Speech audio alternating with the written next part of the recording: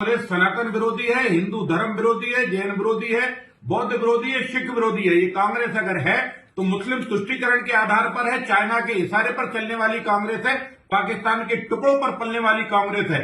श्रीमान मल्लिकार्जुन खड़गे जी, आपके पूज्य पिताजी ने भी जब आपका नाम रखा होगा तो आप समझ लीजिए मल्लिकार्जुन खड़गे का क्या नाम का अर्थ क्या होता है। इसका सोनिया गांधी जी को यह पता नहीं होगा, पर आपसे तो उम्मीद थी कि आप गंगा माता को जानते होंगे, आपसे तो उम्मीद थी कि आप भारत माता को जानते होंगे, आपसे तो उम्मीद है कि आप गीता को जानते होंगे, आपसे तो उम्मीद है कि आप गो माता को जानते होंगे। कौन हमारे शुभदाता? गीता, गंगा, गौ माता, ये भारत के पंच तत्व है, भारत के ये आत्मा है। आपने भारत की आत्मा पर हमला किया है। श्रीमान जी खड़गे जी, आप जाकर तो देखिए, प्रयाग नहीं जाएंगे, झूठी बिरयानी खाने के लिए चले जाएंगे, रोजा अफ्तारी में चले जाएंगे, प्रयाग की धरती पर जाएंगे तो क्योंकि हिंदुओं का अपमान करना ये कांग्रेस की आदत में आ गया है। और खड़गे जी हो, सोनिया गांधी जी हो, राहुल गांधी जी हो, प्रियंका जी हो या दिग्विजय सिंह जी हो, सबसे हाथ जोड़कर प्रार्थना है कि आपने गंगा का जो अपमान किया है, ध्यान रखना गंगा का ही वो घाट है गया में जहां लोग जो है पिंडदान करते हैं। और हिंदुस्तान के सनातनियों की जो करोड़ों की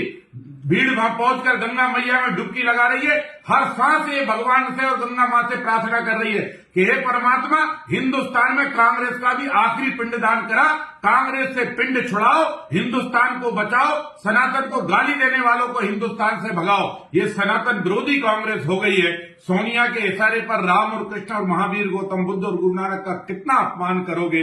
अरे मल्लिकार्जुन खड़गे जी, सीनियर लीडर होने के बाद भी आपने राहुल गांधी से भी बुरा बयान दे दिया। इसका मतलब यह है कि पूरा कुनबे में भांग घुली हुई है, पूरा कुनबा ही राम विरोधी हो गया है, पूरा कुनबा भी सनातन विरोधी हो गया है। हम गंगा में डुबकी लगाएंगे, मोक्ष भी मिलता है। और गंगा में डुबकी लगाने से मालूम है करोड़ों नहीं अरबों का व्यवसाय भी चलता है।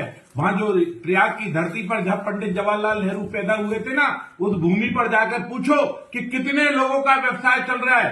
आसपास के लोगों से जाकर पूछो, टैक्सी वालों से पूछो, होटल वालों से पूछो, टेंट वालों से पूछो, फूल बेचने वालों से पूछो, अगरबत्ती बेचने वालों से पूछो, नारियल बेचने वालों से पूछो। और पूछना ही है तो उस गरीब की आत्मा से पूछो जो साल भर मजदूरी करने के बाद भी ये कहता है कि हाँ परमात्मा का कुंभ आया है, चाहे मैं एक टाइम की रोटी कम खा लूंगा, चाहे हो सकता है 7 दिन का व्रत कर लूंगा, पर गंगा में डुबकी जरूर लगाने जाऊंगा।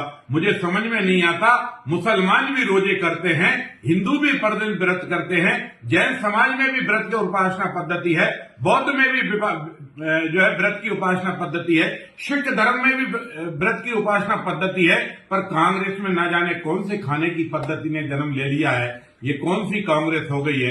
जिधर देखो गंगा को अपमान कर रही है, राम को अपमान कर रही है, गीता माता को अपमान कर रही है, और गौ माता के हत्यारों से हाथ मिलाकर पूरे हिंदुस्तान को अपमानित करने का काम ये कांग्रेस कर रही है। कांग्रेस, तुझे नाक रगड़कर माफी मांगना होगी, नहीं तो हिंदुस्तान की जनता तेरा पिंड दान कर देगी।